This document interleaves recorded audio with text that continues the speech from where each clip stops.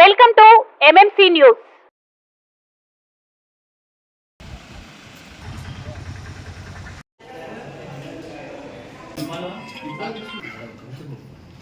కలం మీది, కృషి మాది. స్థలమైన, ఇల్లైనా ఖచ్చితమైన నమ్మకం మేఘనా కన్స్ట్రక్షన్ అండ్ బిల్డర్స్. మార్కెట్ లో అతి తక్కువ ధరలకే నిర్ణీత సమయంలో 100% వాస్తుతో ఇంజనీర్ల పర్యవేక్షణలో అనుభవజ్ఞులైన తాపీ మేస్త్రీలచే నెంబర్ 1 క్వాలిటీ హౌస్ మెటీరియల్స్ తో మీరు కోరుకునే విధంగా ఇంటి నిర్మాణములు చేపట్టబడును. అన్ని ప్రాంతాల్లో ఇల్లు స్థలాలు అమ్మబడును మరియు కొనబడును. ఇల్లు కట్టుకోదలిచిన వారికి ఇంజనీరింగ్ ప్లాన్ మీరు కోరిన విధంగా ఉచితంగా చేసి ఇవ్వబడును. Proprietor Jampala Prakash. Cell number 9493307777. ఇట్లు మేఘనా కన్సల్టెన్సీ. వెంకటగిరి పురపాలక సంఘం యొక్క 2024-25 సంవత్సరంకు సంబంధించి బడ్జెట్ అంచనాలు 3,59,88,558తో ఇప్పుడు పెట్టిన బడ్జెట్ లో ఏవైనా ఫలానా విషయంలో ఫలానా ఏదైనా నీటి పారుదల కానీ వాట్సాప్లే కాకుండా పార్సల్ కానీ ఏదైనా కావాలంటే అడిషనల్ పెట్టుకోవచ్చు.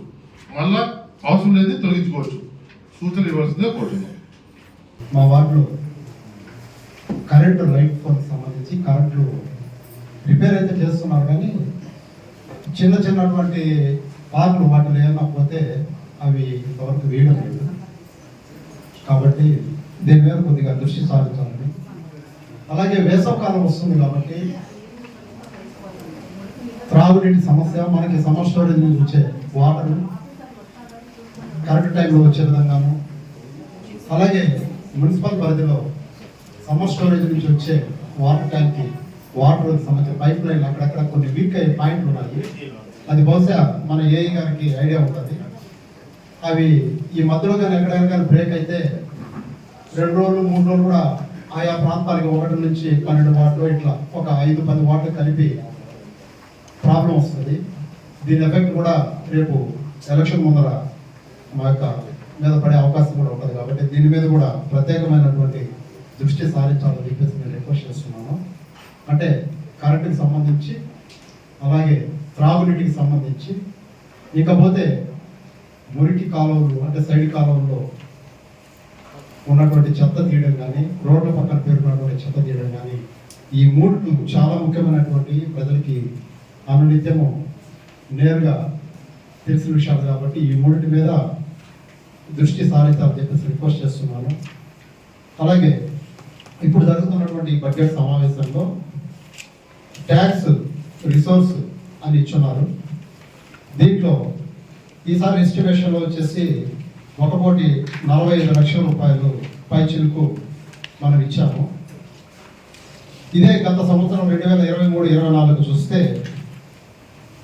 3,99 లక్షల పైన వచ్చింది. అంటే మన యొక్క అంచనా ట్యాక్స్ రూపంలో మన మున్సిపాలిటీకి వచ్చే ఆదాయానికి ఇప్పటికీ వేరియేషన్ వచ్చేసి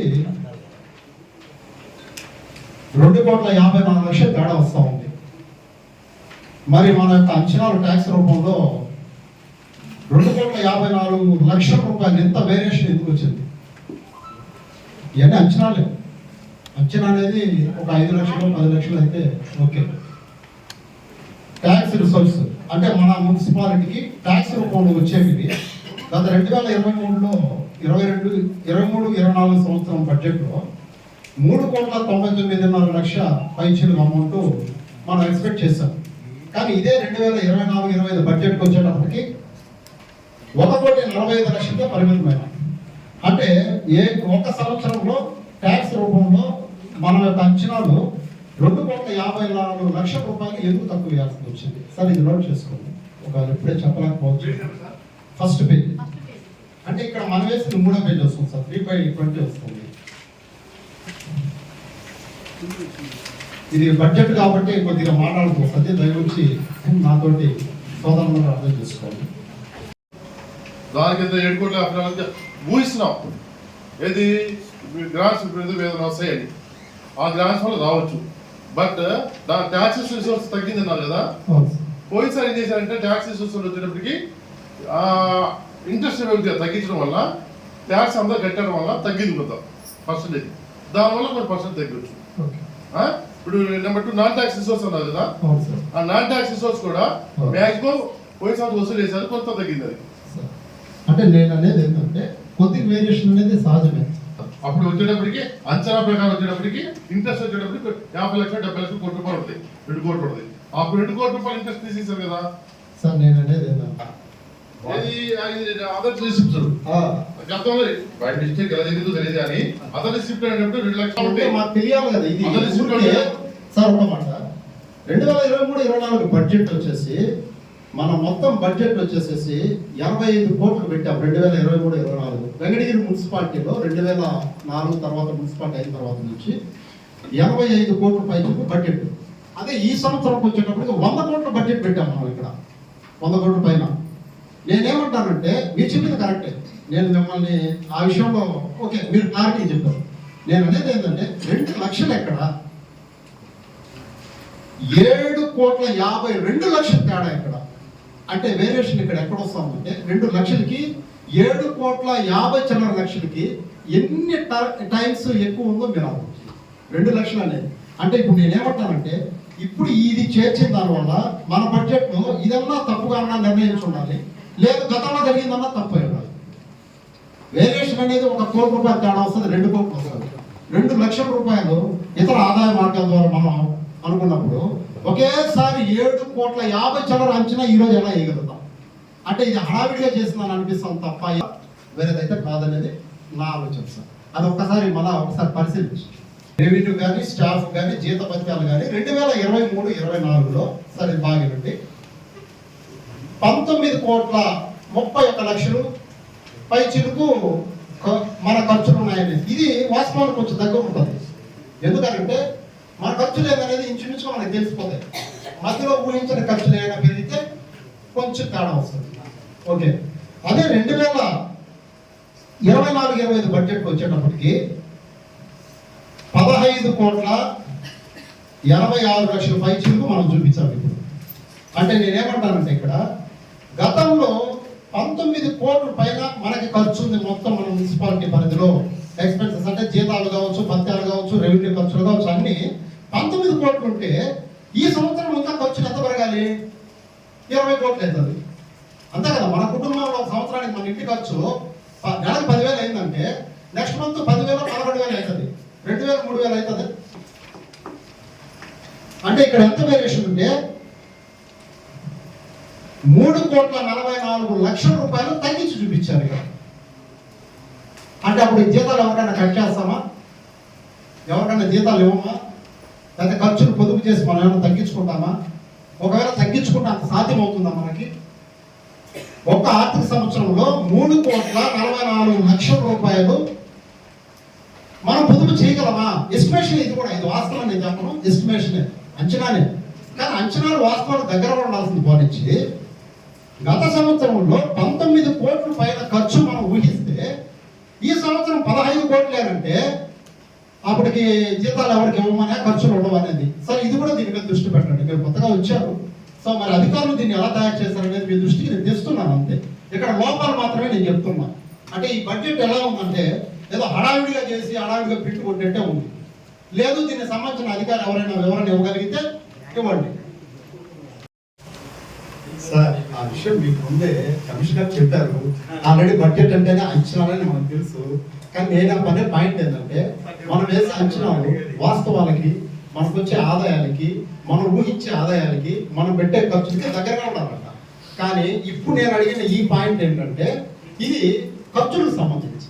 అంటే మనకు వచ్చే ఆదాయంలో ఎన్ని కోట్ల రూపాయలు ఈ ఆర్థిక సంవత్సరంలో మనం ఖర్చు పెట్టగలము అంటే జీతాలు కావచ్చు, ఇతరత్ర ఖర్చులు కావచ్చు, తర్వాత టెంపరీగా మన దగ్గర వర్క్ చేస్తూ ఉండదు వాళ్ళని, వాటిల్లో ఒక సంవత్సరంలో 3 కోట్ల చిల్లరంత వేరియేషన్ వచ్చి అంత అంచనా మీరు వేయగలరా? నేను అడిగే పని. ఓకే, ఆ లెక్కన ఏం కావాలి మనకి? సంవత్సరానికి వేసుకుంటాం పెరుగుతుంది కదా ఖర్చు అనేది, పెరుగుతుందా సంవత్సరం తగ్గుతుందా? అంటే కొంతమంది రిటైర్డ్ అవ్వచ్చు, కొంతమంది పని డ్యూటీకి రాకుండా చక్కగా ఉండొచ్చు సార్. నేను అనేది ఒకటి సార్, అవన్నీ లెక్కలేదేమో. వాస్తవానికి దగ్గరగా ఉంది అని అంటున్నాను నేను. ఈ బడ్జెట్ 3,44,00,000 రూపాయలు మనం పొదుపు చేయగలమా? లేదా అంచనా ఏ విధంగా ఏ రూపంలో మీరు వేస్తే ఆ 3,44,00,000 రూపాయలు మీరు అంచనాకి ఎలా రాగలిగారు అని అంటున్నాను. అంటే ఏదో పేపర్ వర్క్ కింద రాసేసారు అంతే. ఏం లేదు సార్, ప్రస్తుతానికి ఇది అంచనా వరకే వేసాము. తర్వాత సార్ బడ్జెట్ అంటేనే అంచనా సార్, కేటాయింపులు రాబడి ఎంత, రెవెన్యూ ఇన్కమ్ ఎంత, తర్వాత మనకి గవర్నమెంట్ ద్వారా వచ్చేది క్యాపిటల్ ఇన్కమ్ ఎంత, రెవెన్యూ ఇన్కమ్ ఎంత. క్యాపిటల్ ఇన్కమ్ లో మనకి రెవెన్యూ డిపార్ట్మెంట్ లో మనకి మెయిన్ గా వచ్చేది ఏది, ప్లానింగ్ డిపార్ట్మెంట్ ఎక్కువ వస్తుంది, ఇంజనీరింగ్ డిపార్ట్మెంట్ లో వస్తుంది. ఈ రెండే మేజర్ పార్ట్ మనకి ఇన్కమ్ వస్తుంది. కానీ ఇదైతే మాత్రము వాస్తవానికి దగ్గరగా లేదు సార్. ఇప్పుడు నేను అడిగే పాయింట్ అన్ని మొదటి పేజీలోనే కనిపిస్తున్నాయి మనకి. మన ఊరికే గొప్పలకు 100 కోట్లు బడ్జెట్ వెంగడిగిన చెప్పుకుంటున్నామే కానీ వాస్తవానికి దగ్గరగా లేవు అని అంటున్నాం. కాబట్టి మళ్ళా ఒక్కసారి మీరు దీన్ని పరిశీలించండి. ఎందుకనంటే కౌన్సిల్లో కూర్చొని ఏదో చెప్పారు ఇదే సంతకాలు పెట్టేసి పోవడం కాదు, కొద్దిగా మేము కూడా ఆలోచిస్తాం కదా. బయట అడిగినప్పుడు విలేకరులు అడిగినప్పుడు మేము సమాజం చెప్పుకోలేదు. మరి నమ్మశక్యంగానంత వేరియేషన్ కొద్దిగా ఎలా చేస్తాం సార్? సరే ఒక పని చేయండి, లాస్ట్ టైం 19 కోట్లు, ఈ సంవత్సరం 15 కోట్లు, పర్సెంటేజ్ నాకు లెక్కలు సరిగా రావు సార్, అది కూడా చెప్తారు పెద్ద చదువుకోవాలా. ఒకసారి క్యాల్కులేట్ చేసి ఎంత పర్సెంట్ తగ్గించాం మనము ఖర్చులు అనేది మీరే చెప్పండి. శ్రీవారి real estate marketing private limited వారి సరికొత్త వెంచర్ ఎలైట్ గార్డెన్ సిటీ శరవేగంగా అభివృద్ధి చెందుతున్న ముతుకూర్ రోడ్, కాకుపల్లి దగ్గర అన్ని వసతులతో ముస్తాబైన వెంచర్ ఎలైట్ గార్డెన్ సిటీ. 100% వాస్తు, 100% క్లియర్ డాక్యుమెంట్స్ మరియు టైటిల్, నివాస గృహముల మధ్య గల వెంచర్. మంచినీటి సౌకర్యం, ఇరువైపుల ప్లాంటేషన్ మరియు డ్రైనేజీ సౌకర్యం కలదు. ఎడ్యుకేషన్ హబ్ కు అతి దగ్గరలో గల వెంచర్. బ్యాంక్ లోన్ సౌకర్యం కలదు. ఫ్లాట్ కొన్న వెంటనే ఇల్లు నిర్మించుకునే సదవకాశం. బుకింగ్స్ కొరకు సంప్రదించండి. Srivari real estate marketing private limited, Sridhar's Krishna towers, 3వ floor, Annamayya circle, mini bypass, Nellore. Phone 7842829186.